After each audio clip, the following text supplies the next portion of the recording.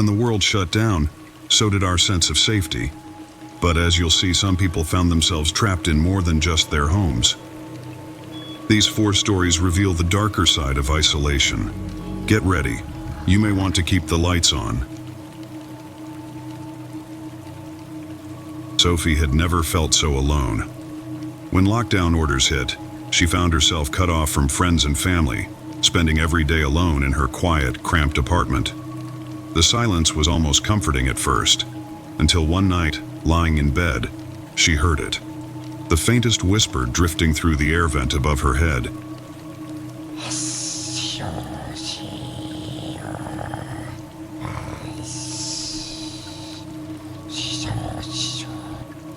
At first, she brushed it off, thinking it must be a neighbor's voice or maybe her mind playing tricks. But as days turned into weeks, the whispering continued. She began to notice that the voice was always there, just barely audible, always coming from the same vent.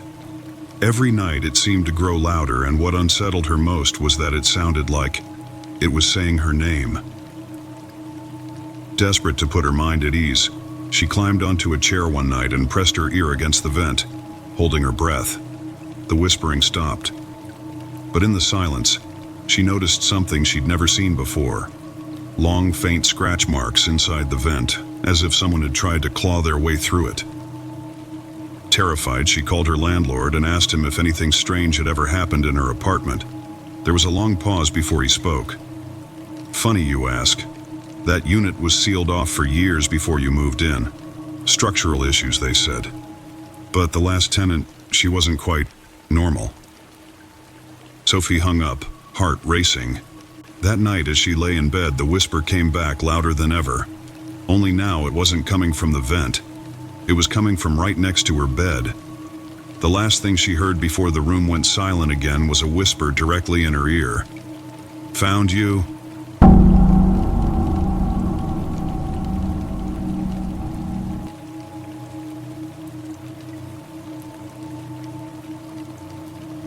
Marcus had always been a night owl, so working from home during the lockdown felt like a blessing at first. He spent hours at his computer, immersed in projects, barely noticing the days slipping by. But it was during one of these late-night sessions that he first noticed it, a dark shape flitting across his window. He shrugged it off, telling himself it was probably just the wind or an animal passing by. But the next night it happened again, and the night after that. Around the same time, every night the shadow would pass by his window. By now he was growing uneasy, but he couldn't explain why. There was just something wrong about the way the shadow moved. One evening, as he was typing away, his laptop's camera light flickered on. Marcus froze. He hadn't opened any video apps. His heart thudded as he looked into the screen, and there it was, the dark shape, this time more defined, staring directly at the camera from outside his window. Terrified, Marcus rewound the security camera footage, hoping it might explain what was happening. To his horror, he saw that the shadow had been visiting his window every night for weeks. Worse still, it would linger, staring through his window as if watching him. The final piece of footage he watched was from that very night. The shadow appeared on camera, but this time, instead of staying outside, it moved closer, slipping into his home through a door left ajar. The footage ended with a close-up of the figure standing directly behind him, inches from his chair, staring down at him as he worked.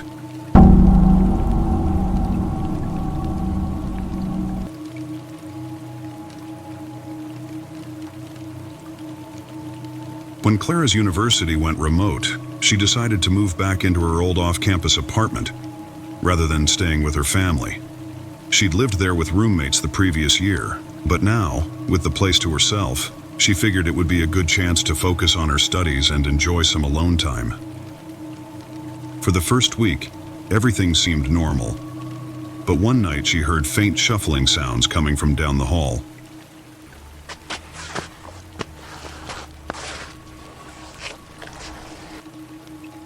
It's probably just the neighbors, she thought. But in the following days, things started disappearing. Food from her fridge, a sweatshirt she'd just washed, her favorite coffee mug. She checked the locks, but they were all secure.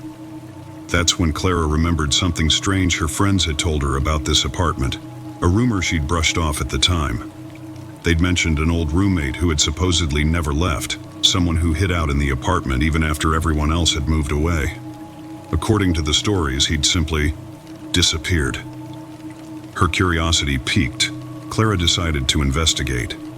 She wandered down to the basement, a part of the apartment she'd rarely visited. It was cold and dimly lit, with a faint, musty smell. At the far end of the room, she noticed an old door, almost hidden behind a stack of boxes. She pushed it open and froze. Inside was a tiny makeshift room filled with old belongings: blankets, canned food, a stack of notebooks, and a single tattered mattress. She picked up one of the notebooks, flipping through its pages. It was a journal, written in a hurried, messy script. The entries were strange, documenting days and nights spent hiding, surviving in total silence. The final page sent a chill through her spine. "They're back in the apartment. I'm not alone anymore. I have to stay hidden." Suddenly, she heard shuffling footsteps behind her.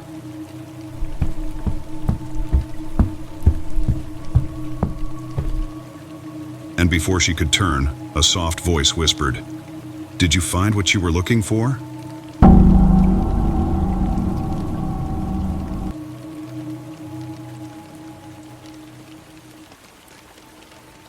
Samantha had been living alone for months, locked down in her small apartment. With no family nearby and her friends scattered, she got used to her own company. But soon she noticed something odd. Every night, around 2 a.m., her hallway lights would start to flicker.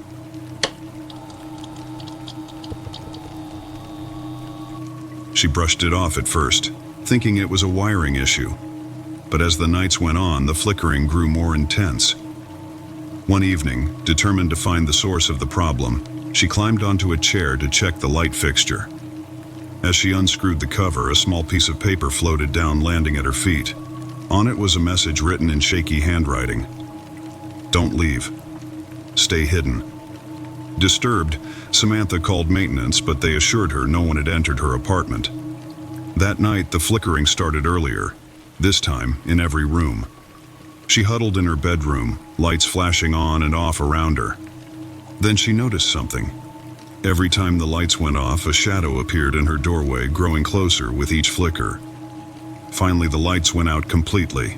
The room plunged into silence. Heart racing, she felt her way to her phone and turned on the flashlight, pointing it at the doorway. There was nothing there, just the empty hall. But as she moved the light around, it illuminated a chilling message, now scrawled across her wall in that same shaky handwriting. "It's too late. I'm already here." As lockdowns brought people into isolation, some found themselves alone in more ways than they had ever anticipated. For those like Sophie, Marcus, and Clara, the world around them may have been locked down, but they discovered something far more chilling. Some horrors don't need open doors to enter.